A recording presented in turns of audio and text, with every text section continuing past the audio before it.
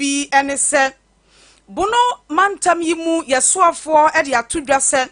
utwamu ewo forestry ho a wo behunu se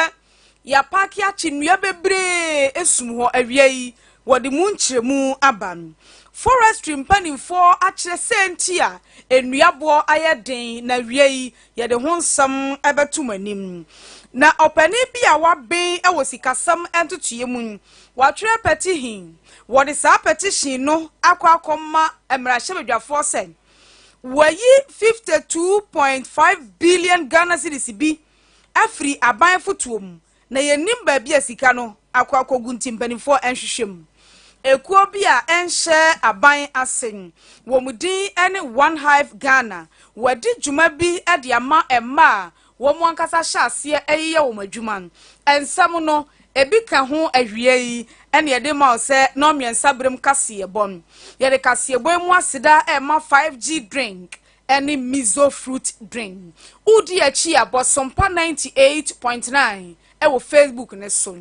ahwie midin ede akue nyaako abro no mafei ensam no ne nkyiremu ankasa enin Bono mantami musuafo eye maame Justina Owusuba na hene wode atodwa sen ade ba ko a edi enya edi owu na tete yen pa se bono man eye enuyatwa ya yetwa no kwan bone so wo se abrebia wonam na se fire a forestry commission penifo ne wudi nkoma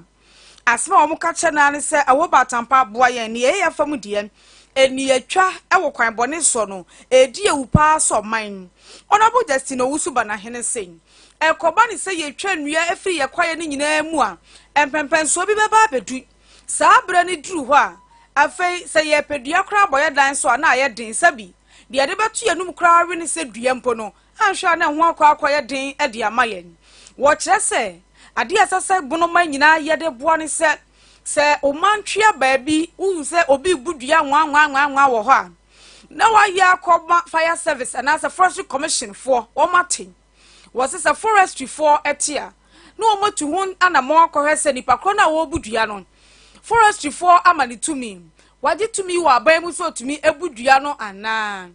no was sa de yi binti woni na bono man mu a wo behunu se ya nya ba bi soronko ya enua na mo kwan so a ya dwen mu ye kesene ne wo ho no ya kyekire ni nyina kyewo mo ya manua no esim ho wo se nua na esim ho no ade ampanifo be so mo ya ne sen won be bisa anya bia dua ya na eguka mu a wode koyin wo tumi sese wo budua afiri wo mai mu na sa tumi no ho na de ma won wo tumi afa won krata abra me enhwen de oni tumi nso no na ya gi nua na firi nsam e bia school bi mu ane ya de akoma carpenter ni ya nkonwa na ya de akwa school mu ho ye ni se ye betumi aboa ma enuyatwa ewo kwan bone so yetumi atu ase ani Honorable Justina Owusuba na hene enua na sisi wo no me so makọ bisa emu ensem ebi ye illegal ebi so ye legal na so awon fu nyere bia krata asem no awon hu yie ebi ame mama krata ebi a chida ta makrata ebi a environmental officer no amakrata ase kere criminal sin ye hese so ejimu ana obo so kwa na wo twa nua du a wasi mi twa mi enu mi twa mi ensa eni ntesi wanyina no obo sekete sa ne ma wanyina ye wie na bia ne hu so no o metia mo mako bia ne hu ne so no na de mra no wo no eno se auction bi amata o se bi o ma ye du o kwa ye so kwa basa ye pe mi se body ndaro so me di mani mo bo ni akira wo ni enya bi e de ye esuku nkonya e de so ka ma school ahodo a che ho hia won mo nkonya e bo so ya twena so ya don ka wo kwa ye ni chiro e na tuni because if also bo mo so awon mo de na me se awon bo mo de so bi aba sha no anka te bo ni ha ko ala franka te de ni so bi won aso no ko na igo with the people to do the illegal thing there that's right that's how the ni na e wo mo me gidi se mo ka ye ho e ti asha bi bia aso yi Odipo kasa ye eye bono ye mantemi musuafo Awura Justina Owusuba na hene ya dodo ma mrane se awoba atampa na wo hwe Facebook ne so a Sompa 98.9 FM Sompa 98.9 FM ena no pay na na Kwame Owusu nkwanta bisam wotena se e wo Sompa ade ache bia so no na o magana de hye nyina ache som won Sompa ena woto nsade frɛ Owura Augustine Jedu wono ana ye bono mantami mu panipa forestry commission no woda no na owura Augustine Jedu no kasa no na wo kire sen oba ye bono mantami mu ankrofo ahyase keka sen enuabo ye din kakra de bebo ye dan so no aya amane no sen ewom enuabo ye din so anya din bia na de tie ne sen se onipa wodi enua ho dwa no okohia de wotwa nnua no a na wode aguka mu ebia kia mu kia ni wura no emfamfiri wura mu ha mfa medru ba bi oto nnua no eye petrol na diesel na gas ana gu ehyan ni mu enti ne boa ye den a ebeka nnua no afei wode ba bedru a ye ni dwa moka se woto no hosiri ba ko a no de mpesua bi a aduonu aka ho na ye 1 cedi 20 pesos wosese niema bia boye dia enua soso ebeka no enti die ba ko asese okama Ghana 40 ase ne sen so obi de be hyana adwiri mu na nua boye din enti wokọ akoto nua e de ayadwuma owura Augustine Jedu sen dua biara ye ha te sa nylon no akoto no abone dan so wote dan ni mu abia emfie nan emfie num na obonwan se dan no ne fapem eni ho wo bra ya boso no emframa tu atumi pagya no kokoto kuro foforo na abro no foforo so ne senti wo se sabi si ede ebe kotu ho enua boye din no enya de papa de enya ne se yetumi enya ahoden ewo ye kotokuom ato iron rods nom ye nya ahoden ato bibi foforo de si dan dia enka kayensa kakra ne entodua papa ya ye de bebo dan so chen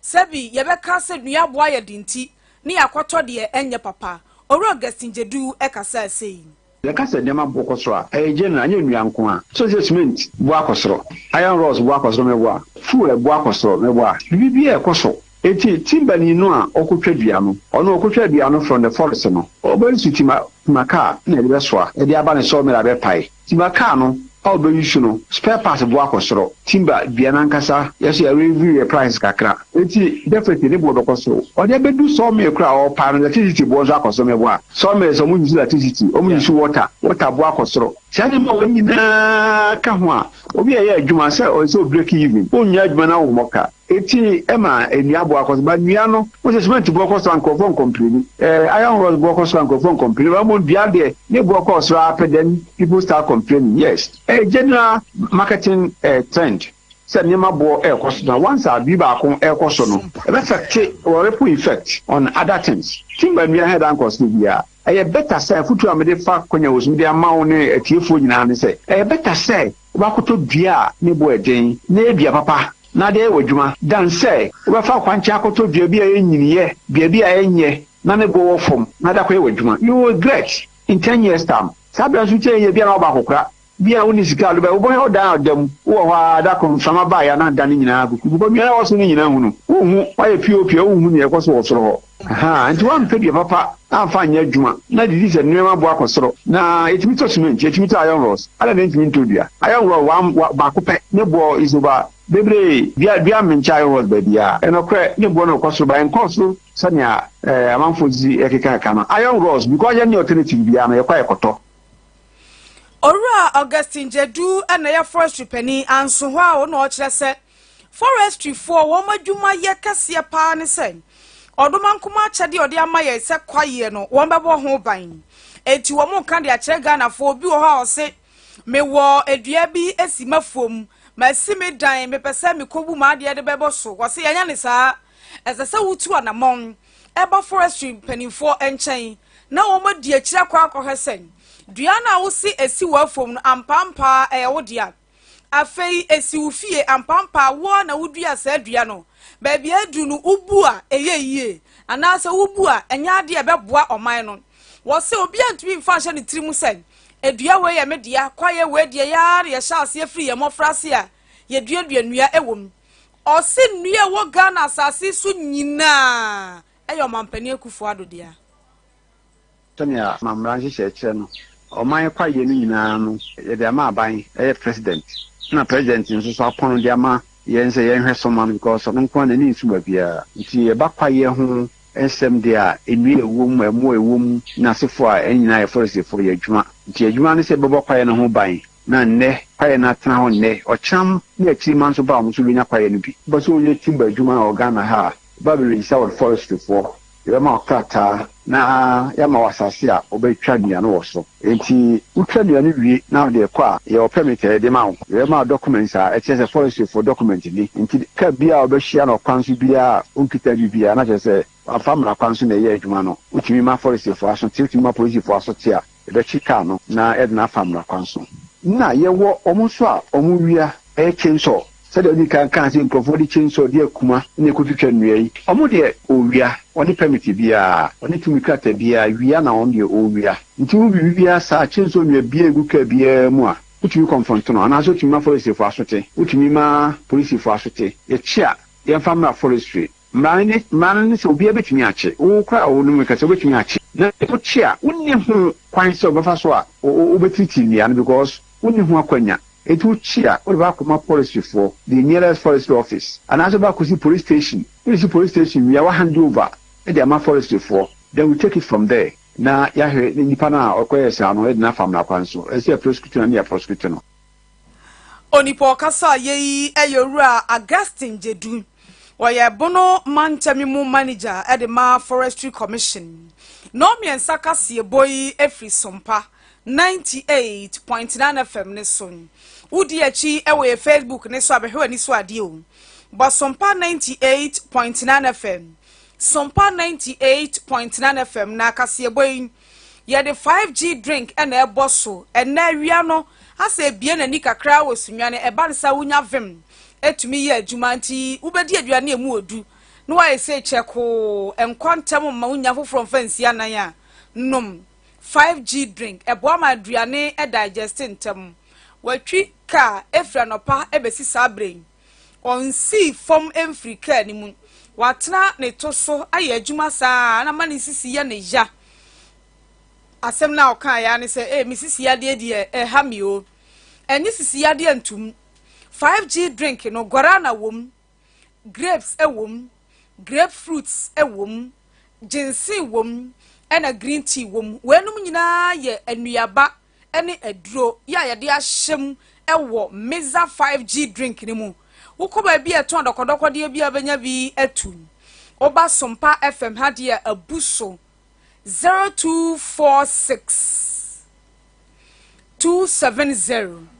221 0246 270 221 afei yanto akase ebono esum ora Mike Kofi Aflu waye obi a waben ewo sikasam entotoye mu broni so waye chartered accountant ena no pai na nankwanta bisa etenase ewo Sompa 98.9 FM a ewo Sunyani ade achia bia adwumadie so no na wone opani edi nkomo ena wose papa watwe petition bi ya wode akọ mrahye na saa petition no timu kakra ma atiefo a wo mu tie yesum anopai ente ase na owura Kofi Aflu woto ne bo ase na okire mu se opani enye bone eyeboko na mom enhyeda anya boko saa nso firi se na nsen cheye kra na aban pani a wo fa ikire ehwe se aban sika ye de bo brapa yamfa mo brapa ye frere se auditor general okonwu se sika bi obi ayi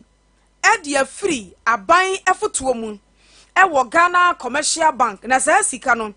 eye 52.5 billion Ghana cedis na auditor general no afa kire hwemu a besi sabre no yente ho hwe asasem na koda opani Kofi Aflu say asem ne ntumi nkoda kra ma na nye ye kire say oman ya asabi yakwa hoyehie mu ewo sika sem mu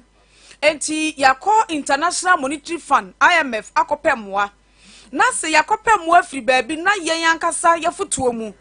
ya he ahwe ha masika 52.5 billion ya yi ade free mu na yen ni account kura akogum na amane afafa bia sadia ese mra hyebedwam ku a ya from Public Accounts Committee tina so no mo yemu hwehwemu ni senti eno atwe sa petition yi no wose sa sika yi senka ye nya de ato man ne foto mu e de abo man ne ho bra enka sabi ye mfa ye plate enko IMF say ye kopemwa e de afiri wo mu nchen Oran Munyamfo Mike Kofi Aflu. Auditor General Echokoma Commercial Bank Managing Director say Omo ye movie commercial bank yo. Omo say tax for sika tax revenue. Sika minutia etwa minutia. Se sika no bank se dia reform. E sika no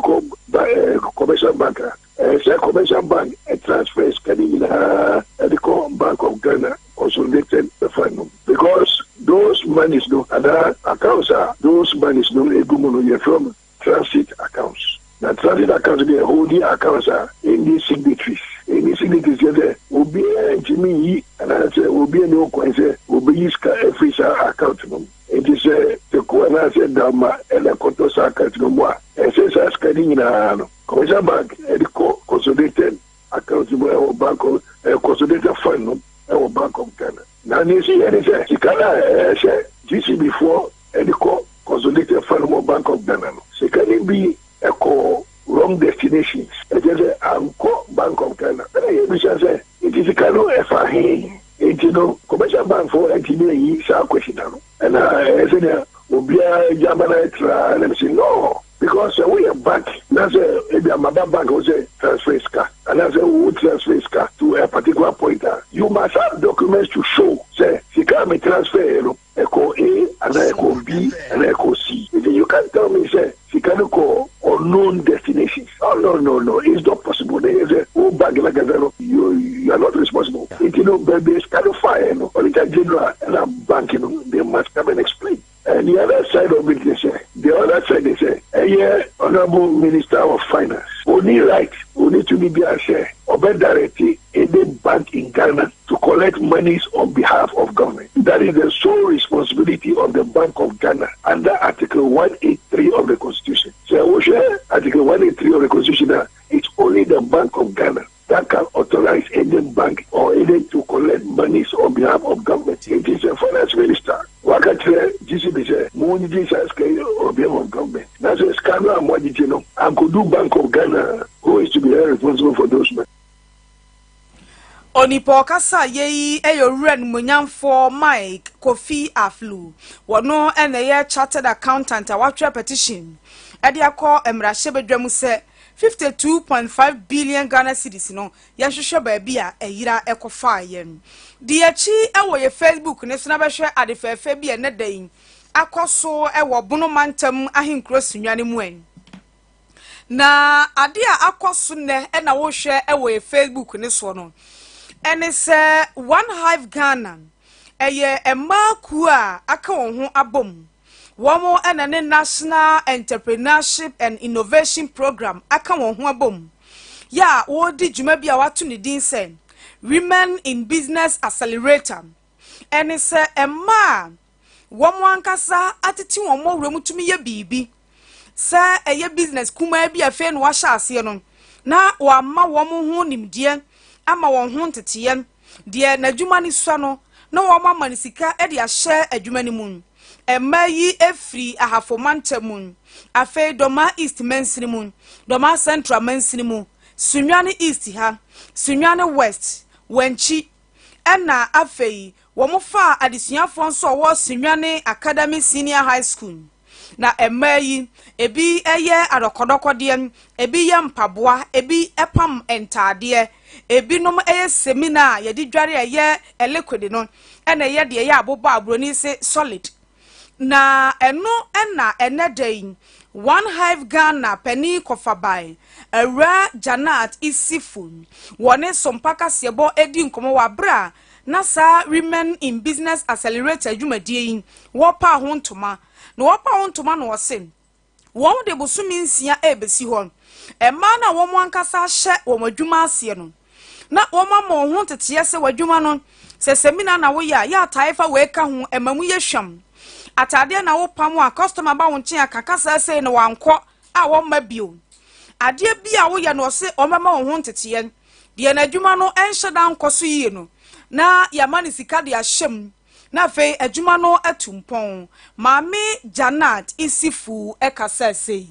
registration process ne said they all ejuma ye die nyina ne se ye boa support ema empumtu nti se wo ye oba babunu na wo de bibia si wani so botaye bia si wani so se wo pese wo start a business na wo tumpon wo business na wo ye nim wo ko school na wo de career bia si wani so se wo pese sa career no etumi ma wo tumpon wo abrabo mu a One Hive Ghana ema wo sa support no ema wo tumpon wo djuma udi enyina mu Women in Business Accelerator Program. So our program the support every National Entrepreneurship and Innovation Program. Our support Nibisu Free World Bank and our Ministry of Finance Ghana ha. Omuna so ya sisi yakasa accelerator program a